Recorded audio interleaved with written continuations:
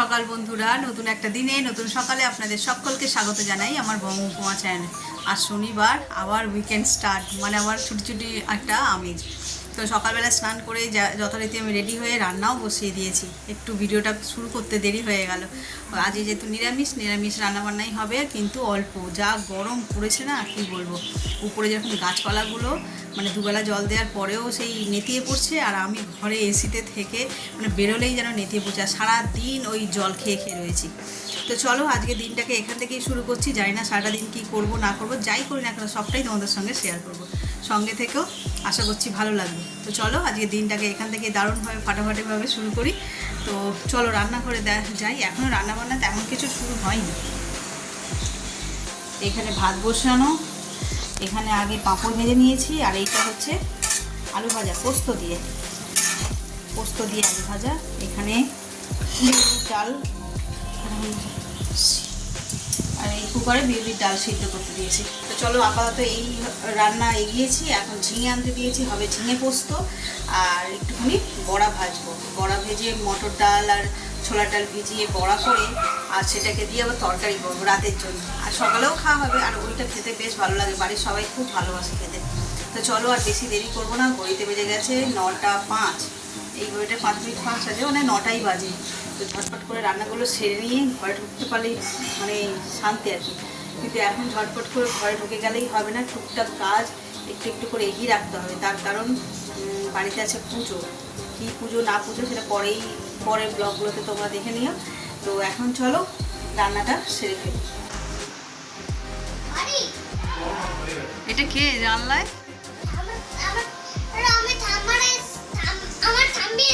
এসছে? যাবে বাড়ি যাবে? তোমাকে কিন্তু যেতে হবে, এই যে আন্টি বলে পাঠালো, যখন স্নান করতে ডাকবে তখন যাবে। আচ্ছা, আম পাতার ঝোল গাছ, ওই দেখে এসছে, দেখেছিস? এটা কোথায় ছিল? ওটা পাশের পাড়ার বলে, এটা কোথায় ছিল?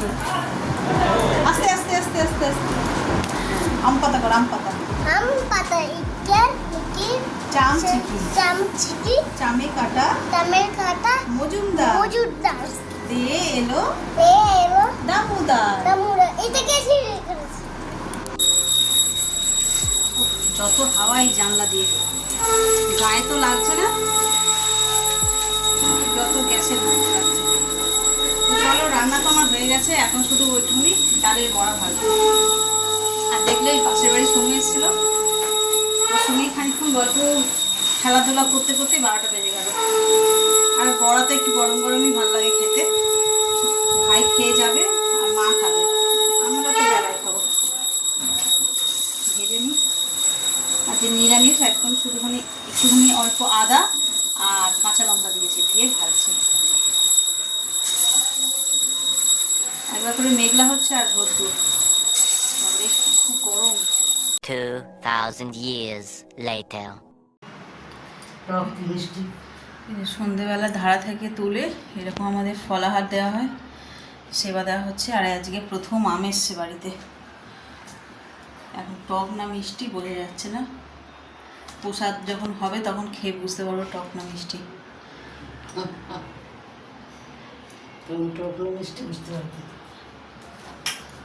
টক হলে একটা গন্ধ ছাড়তো, টক হলে একটা টকসা গন্ধ ছাড়তো। তো গন্ধ পাচ্ছ? আমি তো পাচ্ছি না, শশার গন্ধ পেয়ে ঢুকলাম। কটা এনেছি? একটাই।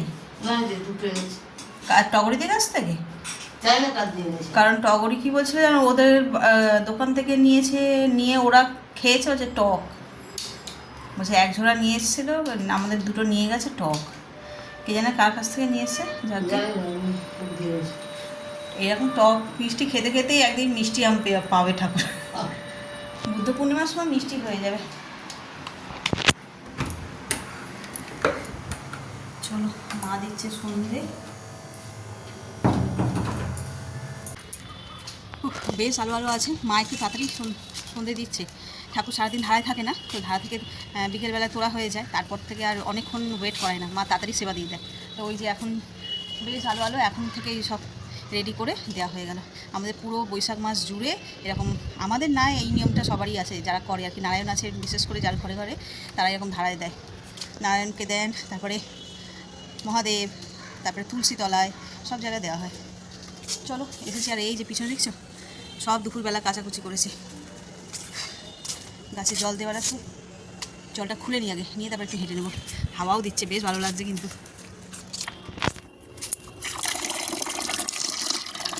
এদিকে গামলাটা ভরুক, ততক্ষণ আমি একটুখানি পাইচারি করে নিই। গাছের গোড়াগুলো দেখো শুধু শুকিয়ে, সকালবেলাও জল দেওয়া হয়েছে, শুকিয়ে একদম খটখট করছে, গাছের পাতাগুলোও একদম ঝুলে গেছে। বেশি বেশি করে সব জল দিয়ে দিতে হবে।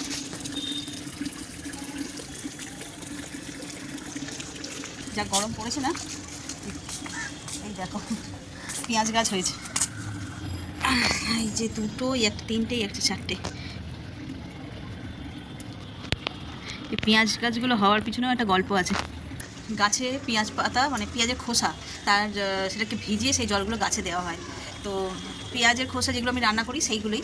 এবার আমি একদিন বললাম যে বাজারে যাচ্ছ, যাদের কাছ থেকে আলু পেঁয়াজ এসব নেয় আমাদের, তো তারা চিনে, তাকে বলেছিলাম যে তার কাছ থেকে পেঁয়াজের খোসাগুলো নিয়ে আসবো। ওরা তো ওগুলো ফেলেই দেয়, এক বস্তা পেঁয়াজের খোসা দিয়েছে, তার মধ্যে অনেক পচা পচা পেঁয়াজও ছিল। হ্যাঁ, পচে গেছে পেঁয়াজগুলো, ওরা বাতিল করে সেই পেঁয়াজগুলো ছিল, সেই পেঁয়াজগুলোকে নিয়ে এতে বসিয়ে দিয়েছিলাম। দেখছি 4টে গাছ হয়েছে, আরও ছিল মানে 2-3টা আরও ছিল, নষ্ট হয়ে গেছে, ওগুলো মাটির সঙ্গে মিশে গেছে, আর 4টে গাছ হয়েছে পেঁয়াজের। কিছুই ফেলে দেওয়ার নেই, যেটাতেই হাত দেবে সেটাতে দিয়েও কিন্তু কিছু একটা কী বলবো রিসাইকেল করা যায়, তাই দেখলাম। আর পেঁয়াজ পাতাগুলো তো, এই পেঁয়াজের খোসাগুলো তো লাগবেই, মানে অনেক দিয়েছে, এক বস্তা, ওই ভিজিয়ে ভিজিয়ে গাছে সার দেওয়া হয়। আমরা কাটলে রোজ হার্ডলি 3-4টে করে পেঁয়াজ কাটা হয়, আর তারপর হচ্ছে সেই কাটলে কী হবে, সেগুলো সযত্নে আমরা উপর পর্যন্ত আনতে আনতে তার আগেই সব জঞ্জালের সঙ্গে নিয়ে ফেলে দেওয়া হয়। আর এখানে শুধু এক বস্তা পেঁয়াজ পাতা কালেকশন হয়েছে।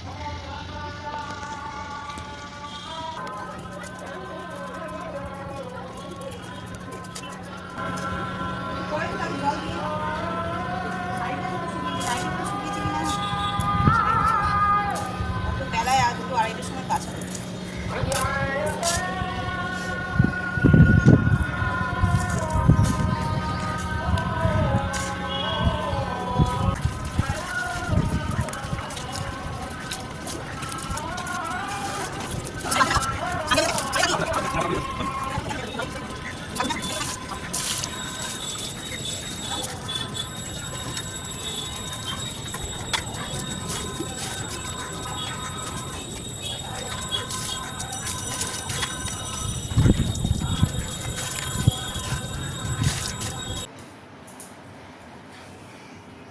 বাবারে, ছাদ থেকে হেঁটে এসে হাঁপিয়ে গেছি পুরো, একটুখানি এসিটা চালানো নলে হচ্ছে না।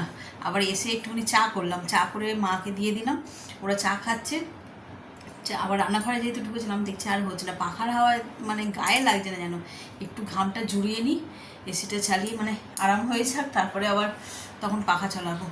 আর রাতের তরকারিও বাকি আছে, দেখলে ওই ছোলার ডাল মটর ডাল ভিজিয়েছি, সেই যা ভিজিয়েছিলাম মানে ভিজিয়ে যেটুকুনি ভেজেছিলাম সেটুকুনি ভাতের সঙ্গে খাওয়া হয়ে গেছে, এখনও রয়েছে, সেটাকে আবার বড়া বানাবো, বানিয়ে তরকারি করবো। গরমে অনেকটা চাপে, চুল টুল তুলে একদম মাথার উপরে তুলে নিয়েছি, যে ভীষণ গরম বাবা। একদিন একটুখানি ঝড় বৃষ্টি হয়, সেদিনকার বেশ ওয়েদারটা ভালো থাকে, আজকে আবার মানে অত্যাধিক গরম। আর আজকে সকালবেলায় মানে কি বলবো, এত গরম লেগেছে, আমি দুপুরবেলা আবার স্নান করেছি, ওই যে দেখলে কাপড় মেলেছি, ওইগুলো যখন কেচেছি তখন আর পারিনি, আবার স্নান করে নিয়েছি।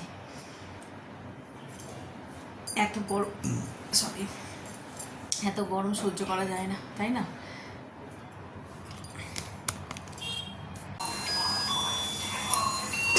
বড়া ভাজা হচ্ছে, রাতে তরকারি করবো, আর এই কটা ভাজলেই হয়ে যাবে। আর এইদিকে হচ্ছে জল ভরা, যা গরম, কালঘাম ছুটে যাচ্ছে, ভিডিও করার কথা মনেই থাকছে না। আসলাম, ফোনটা রান্নাঘরেই রেখেছি, যে ভিডিও হবে, মানে তরকারিটা করবো ভিডিও। তো চলো, বড়াটা তো ভাজা হয়েছে, ওটা তো দেখানোর মতন কিছু নেই। আর কীভাবে তরকারিটা করি সেটা তো বলে, নিরামিষ বড়ার তরকারি। কড়াই তেল গরম হয়ে গেছে, একটা শুকনো লঙ্কা আর অল্প একটু জিরে ফোড়ন দেবো। এবার আলু দিয়ে করবো যেহেতু, আলুগুলোকে লাল লাল করে ভেজে নিতে হবে।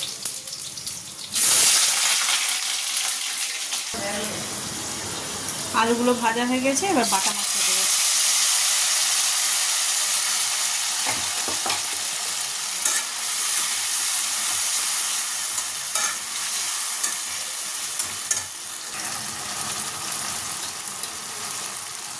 হলুদ গুঁড়ো, জিরে গুঁড়ো,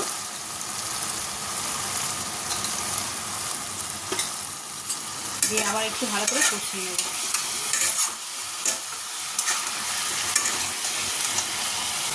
নুন দিয়ে দেবো।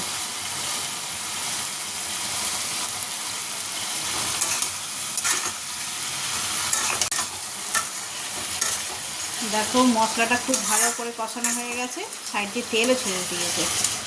এবার এতে দিয়ে দেবো জল।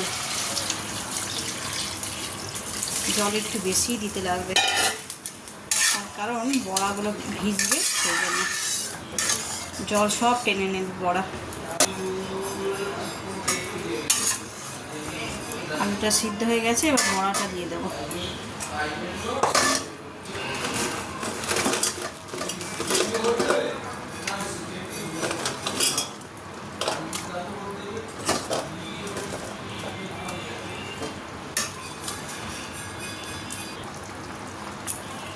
ধনে পাতা দিয়ে দিলাম। এবার দিয়ে দিলাম গরম মশলা।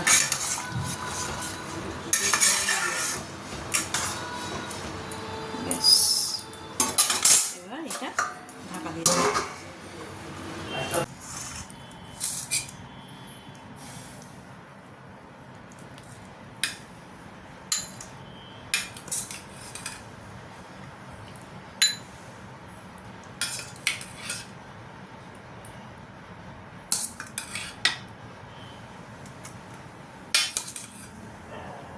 ঠিক আছে, ঠিক আছে।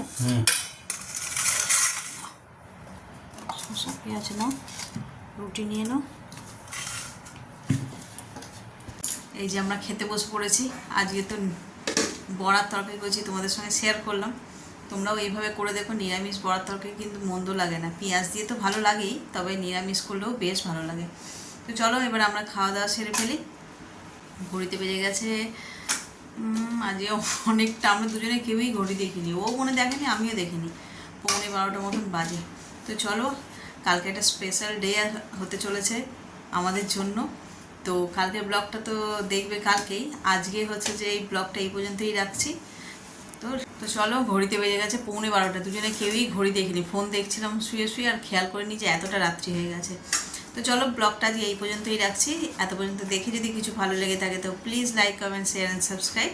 সকলে ভালো থাকবেন, সুস্থ থাকবেন। আগামীকাল আবার একটা নতুন ফাটাফাটি ব্লগ নিয়ে আসতে চলেছি, কেউ কিন্তু মিস করো না।